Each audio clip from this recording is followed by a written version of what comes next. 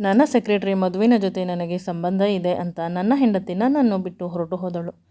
Divorce ನೋಟಿಸನ್ನು ಕಳಿಸಿದ್ದಳು. ನನ್ನ ಸೆಕ್ರೆಟರಿಗೆ ಹೇಳಿದೆ ನಮ್ಮಿಬ್ಬರಿಗೆ ಯಾವುದೇ ಸಂಬಂಧ ಇಲ್ಲ ಅಂತ ನನ್ನ ಹೆಂಡತಿ ಬಳಿ ಹೋಗಿ ಹೇಳು ಅಂತ ಹೇಳಿದರೆ ಅವಳು ನಮ್ಮಿಬ್ಬರಿಗೂ ನಿಜವಾಗಲೂ ಸಂಬಂಧವಿದೆ ಅಂತ ನನ್ನ ಹೆಂಡತಿಯ ಬಳಿ ಹೇಳಿ ನನಗೆ ಡೈವೋರ್ಸ್ ಕೊಡಿಸಿ ನನ್ನ ಜೊತೆ ಯಾರೂ ಮಾಡದ ಕೆಲಸವನ್ನು ಮಾಡಿದಳು. ಆಫೀಸ್ನಿಂದ ಈಗ ತಾನೇ ಬಂದೆ ಮನೆಗೆ. ನನ್ನ ಹೆಂಡತಿ ನನಗೆ ಒಂದು ದೊಡ್ಡ ಸರ್ಪ್ರೈಸನ್ನು ಕೊಟ್ಟಳು. ನನ್ನ ಮಕ್ಕಳನ್ನು ಅವರ ಅಮ್ಮನ ಮನೆಗೆ ಕಳಿಸಿದ್ದಳು. ನನಗಾಗಿ ಕ್ಯಾಂಡಲ್ ಲೈಟ್ ಡಿನ್ನರನ್ನು ರೆಡಿ ಮಾಡಿದ್ದಳು. ನನಗೆ ಇಷ್ಟವಾದ ತಿಂಡಿಗಳು. ಅದನ್ನು ನೋಡಿ ನಾನು ಎಮೋಷ್ನಲ್ ಆದೆ. ನನ್ನ ಹೆಂಡತಿ ನನಗಾಗಿ ಪ್ರತಿ ಬಾರಿ ಏನಾದರೂ ಸರ್ಪ್ರೈಸನ್ನು ಮಾಡುತ್ತಾಳೆ. ಆದರೆ ನಾನು ಅವಳಿಗಾಗಿ ಏನನ್ನೂ ಮಾಡುವುದಿಲ್ಲ. ಯಾವಾಗಲೂ ಕೆಲಸದ ಒತ್ತಡದಲ್ಲಿ ಇರುತ್ತೇನೆ. ಅದರಲ್ಲೂ ಊಟದಲ್ಲಿ ರಾಗಿ ಮುದ್ದೆ, ಇತಕಿನ ಬೇಳೆ ಸಾರು, ಬೋಂಡ, 2-3 ರೀತಿ ಪಲ್ಯ, ಹಪ್ಪಳ, ಸಲಾಡ್ ಮತ್ತು ಟೊಮೊಟೊ ಸೂಪ್ ಇದು ಇರುವುದು. ಇದೆಲ್ಲ ಹೇಗೆ ಅಂತ ಕೇಳಿದರೆ ನಿಮಗೆ ರಾಗಿ ಮುದ್ದೆ ತುಂಬ ಇಷ್ಟ ಅದಕ್ಕೆ ಮಾಡಿದೆ. ಬೋಂಡ ಕೂಡ ತುಂಬ ಇಷ್ಟಪಡುತ್ತಾರೆ. ನಿಮಗೆ ಈ ರೀತಿಯ ಊಟ ಇಷ್ಟ ಅಂತ ಹೇಳಿದರೆ ಎಲ್ಲಿ ಬೇಸರ ಮಾಡಿಕೊಳ್ಳುತ್ತೇನೆ ಅಂತ ನೀವು ನಿಮ್ಮ ಇಷ್ಟವನ್ನು ಬಿಟ್ಟು ನಾನು ತಿನ್ನುವ ಸಲಾಡ್ಗಳನ್ನು ತಿನ್ನುತ್ತೀರಾ. ಆಗ ನನಗೆ ಅನಿಸುತ್ತಿತ್ತು ನಿಮಗಾಗಿ ಒಂದು ಸುಂದರವಾದ ಔತಣವನ್ನು ನಾನು ಹಮ್ಮಿಕೊಳ್ಳಬೇಕು. ಕೇವಲ ನಿಮಗೆ ಇಷ್ಟವಾಗುವ ಹಳೆ ಕಾಲದ ಊಟ ಇರಬೇಕು, ನಾವಿಬ್ಬರೇ ಇರಬೇಕು ಅಂತ ಹೇಳಿ ಮನೆಯನ್ನೆಲ್ಲ ತೋರಿಸಿದಳು. ಮನೆ ತುಂಬ ಸುಂದರವಾಗಿ ಕಾಣುತ್ತಿದೆ. ಮಂದ ಬೆಳಕಿನಲ್ಲಿ ಎಲ್ಲ ಕಡೆ ಲೈಟ್ಗಳು ಮಿನುಗುತ್ತಿದೆ. ನಾನು ಎಮೋಷ್ನಲ್ ಆದೆ. ನನ್ನ ಹೆಂಡತಿಯ ಕೈಯನ್ನು ಹಿಡಿದುಕೊಂಡೆ. ಅವಳು ನನಗೆ ಸಾಂತ್ವನ ನೀಡಿದಳು. ನಿನ್ನ ಋಣವನ್ನು ನಾನು ತೀರಿಸಲು ಸಾಧ್ಯವಿಲ್ಲ.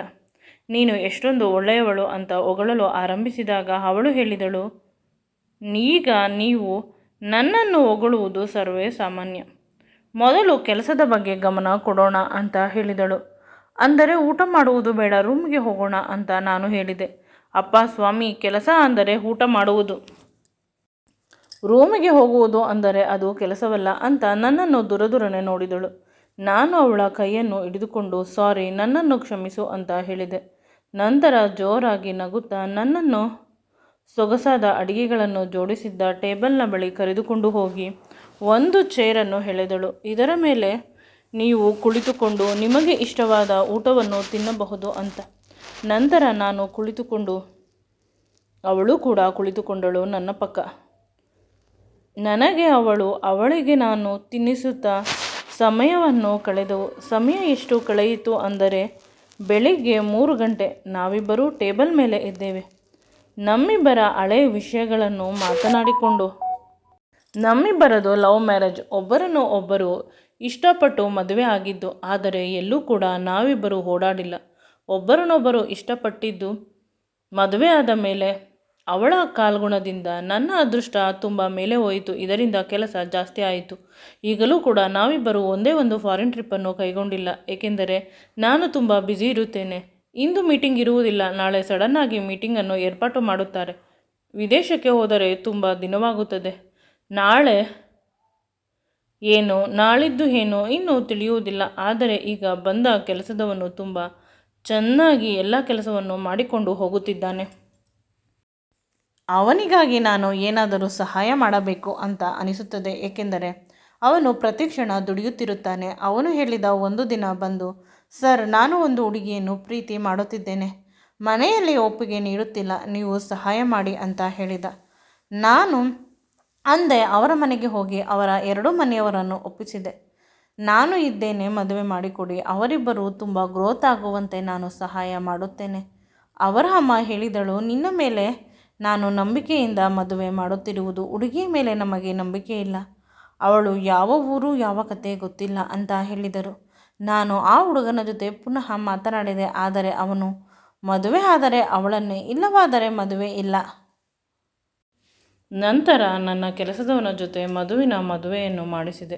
ಅವಳ ಹೆಸರು ಮಧು, ಇವನ ಹೆಸರು ರಾಜು. ಇಬ್ಬರು ಮದುವೆಯಾಗಿ ಸುಂದರವಾದ ಸಂಸಾರವನ್ನು ಕಟ್ಟಿಕೊಂಡು ಬದುಕುತ್ತಿದ್ದರು. ಆದರೆ ದಿನಗಳು ಕಳೆದಂತೆ ಮಧು ನನಗೆ ಫೋನ್ ಮಾಡಿ, ಸರ್, ಮನೆಯಲ್ಲಿ ತುಂಬ ದುಡ್ಡಿನ ಅವಶ್ಯಕತೆ ಇದೆ. ಪ್ರತಿ ಬಾರಿ ನಿಮ್ಮ ಬಳಿ ದುಡ್ಡು ಕೇಳಲು ಸಾಧ್ಯವಿಲ್ಲ. ನನಗೆ ನಿಮ್ಮ ಆಫೀಸ್ನಲ್ಲಿ ಒಂದು ಕೆಲಸವನ್ನು ಕೊಡಿ ಅಂತ ಹೇಳಿದಳು. ಅವಳ ಇಚ್ಛೆಯ ಮೇರೆಗೆ ನಾನು ಒಂದು ಕೆಲಸವನ್ನು ಕೊಟ್ಟೆ. ಆ ಕೆಲಸದಿಂದ ಅವಳು ಚೆನ್ನಾಗಿ ದುಡಿಯುತ್ತಿದ್ದಳು. ತುಂಬ ಚೆನ್ನಾಗಿ ಕೆಲಸವನ್ನು ಮಾಡುತ್ತಿದ್ದಳು. ಅವಳಿಂದ ನನಗೆ ತುಂಬ ಇಂಪಾರ್ಟೆಂಟ್ ಆಗಿರುವ ಫಾರಿನ್ ಬ್ರ್ಯಾಂಡ್ಗಳು ಕೂಡ ಕೆಲಸಕ್ಕೆ ಸಿಕ್ಕಿದವು. ಇದರಿಂದ ತುಂಬ ಕಂಪನಿಗೆ ಪ್ರಾಫಿಟ್ ಆಯಿತು. ಈಗ ಇವಳು ನನ್ನ ಸೆಕ್ರೆಟರಿ. ಪ್ರತಿ ಮೀಟಿಂಗ್ನಲ್ಲಿ ಇವಳು ನನ್ನ ಜೊತೆ ಇರುತ್ತಾಳೆ. ಫಾರಿನ್ ಟ್ರಿಪ್ಪಲ್ಲೂ ಕೂಡ ತುಂಬ ಬಾರಿ ಅವಳನ್ನು ಕರೆದುಕೊಂಡು ಹೋಗುತ್ತೇನೆ. ಇದೆಲ್ಲ ಆಗುತ್ತಿದೆ. ನನ್ನ ಹೆಂಡತಿ ಮೊದಲು ಇದನ್ನೆಲ್ಲ ನಂಬುತ್ತಿರಲಿಲ್ಲ. ಆದರೆ ಪ್ರತಿಯೊಬ್ಬರೂ ಅವಳಿಗೆ ಹೇಳಿ ಈಗ ಆ ವಿಷಯ ಸತ್ಯ ಅಂತ ನಂಬುತ್ತಿದ್ದಾಳೆ. ಅಂದರೆ ನಮ್ಮ ಸೆಕ್ರೆಟರಿ ಜೊತೆ ನನಗೆ ಸಂಬಂಧವಿದೆ ಅಂತ. ನಾನು ಆ ರೀತಿ ಏನೂ ಇಲ್ಲ, ನಾವಿಬ್ಬರು ಜಸ್ಟ್ ಫ್ರೆಂಡ್ಸ್ ಅಂತ ಹೇಳಿದೆ. ಆದರೂ ಕೂಡ ಅವಳು ನಂಬಲಿಲ್ಲ. ನಂತರ ನನಗೆ ಚೆನ್ನಾಗಿ ಬೈದು ಮಕ್ಕಳನ್ನು ಕರೆದುಕೊಂಡು ಅವಳ ತವರು ಮನೆಗೆ ಹೋದಳು. ಅವಳ ತವರು ಮನೆಯವರು ಆಗರ್ಭ ಶ್ರೀಮಂತರು. ನನ್ನನ್ನು ಬಡವ, ಮದುವೆ ಬೇಡ ಅಂತ ಹೇಳಿದರು. ಆದರೆ ಇವಳು ನನ್ನ ಮೇಲಿನ ಪ್ರೀತಿಯಿಂದ ಮದುವೆ ಆಗಿದ್ದಳು.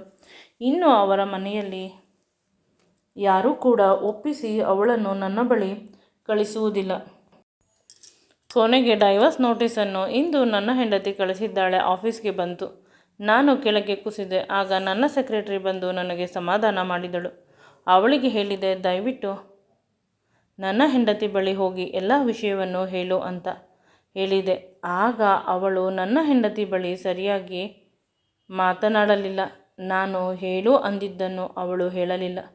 ಬದಲಿಗೆ ಅವಳಿಗೆ ಇಷ್ಟವಾಗಿದ್ದನ್ನು ಹೇಳಿದಳು. ಈಗ ನನ್ನ ಹೆಂಡತಿ ನನಗೆ ಫೋನ್ ಮಾಡಿ ಡೈವರ್ಸ್ ಬೇಕು ಬಹಳ ಬೇಗ ಅಂತ ಹಠ ಮಾಡುತ್ತಿದ್ದಾಳೆ. ನನಗೆ ತಿಳಿಯುತ್ತಿಲ್ಲ. ನಾನು ಸಂಪೂರ್ಣವಾಗಿ ಸೊರಗಿ ಹೋದೆ. ರಾತ್ರಿ ಪೂರ್ತಿ ಅವಳ ಫೋಟೋವನ್ನು ಹಿಡಿದುಕೊಂಡು ಅಳುತ್ತಿದ್ದೆ, ಚಿಕ್ಕ ಮಗುವಿನಂತೆ. ಬೆಳಿಗ್ಗೆ ಎಚ್ಚರವಾದಾಗ ನನ್ನ ಪಕ್ಕ ನನ್ನ ಹೆಂಡತಿ ಇದ್ದಳು. ನೆಮ್ಮದಿಯಾಗಿ ಮಲಗಿದ್ದಳು. ನನಗೆ ಆಶ್ಚರ್ಯವಾಯಿತು. ಅವಳ ತಲೆ ಬಳಿ ಫೋನ್ ಇಟ್ಟುಕೊಂಡಿದ್ದಳು. ಅದು ಪದೇ ಪದೇ ಮೆಸೇಜ್ ಬರುತ್ತಲಿತ್ತು. ನಾನು ಅದನ್ನು ನೋಡಿದಾಗ ಅದರ ತುಂಬ ನನ್ನ ಸೆಕ್ರೆಟರಿ ಮಧು ನನ್ನ ಹೆಂಡತಿಗೆ ಮಾಡಿರುವ ಮೆಸೇಜ್ಗಳು, ವಾಯ್ಸ್ ಮೆಸೇಜ್ಗಳು ಕೆಲವು ಇದ್ದರೆ ಇನ್ನು ಕೆಲವು ಫೋಟೋಸ್. ಅಂದರೆ ನಾನು ರಾತ್ರಿ ಅವಳಿಗಾಗಿ ಅಳುತ್ತಾ ಇದ್ದಿದ್ದನ್ನು ವಿಡಿಯೋ ಮಾಡಿ ಕಳಿಸಿದ್ದಾಳೆ. ಅಷ್ಟೇ ಅಲ್ಲ, ಫಾರಿನ್ ಟ್ರಿಪ್ಗೆ ಹೋದಾಗ ನಾನು ಒಬ್ಬನೇ ಊಟಕ್ಕೆ ಕೂರುತ್ತಿದ್ದೆ. ಎದುರುಗಡೆ ಸೀಟಿನಲ್ಲಿ ನನ್ನ ಹೆಂಡತಿಯ ಫೋಟೋವನ್ನು ಇಟ್ಟು ಎಲ್ಲಿ ಹೋದರೂ ಅವಳು ನನ್ನ ಜೊತೆ ಇದ್ದಾಳೆ ಅಂತ ಫೀಲ್ ಆಗಿ ಆ ದಿನವನ್ನು, ಆ ಪ್ರವಾಸವನ್ನು ನಾನು ಎಂಜಾಯ್ ಮಾಡುತ್ತಿದ್ದೇನೆ. ಇದನ್ನೆಲ್ಲ ಅವಳು ಅಂದರೆ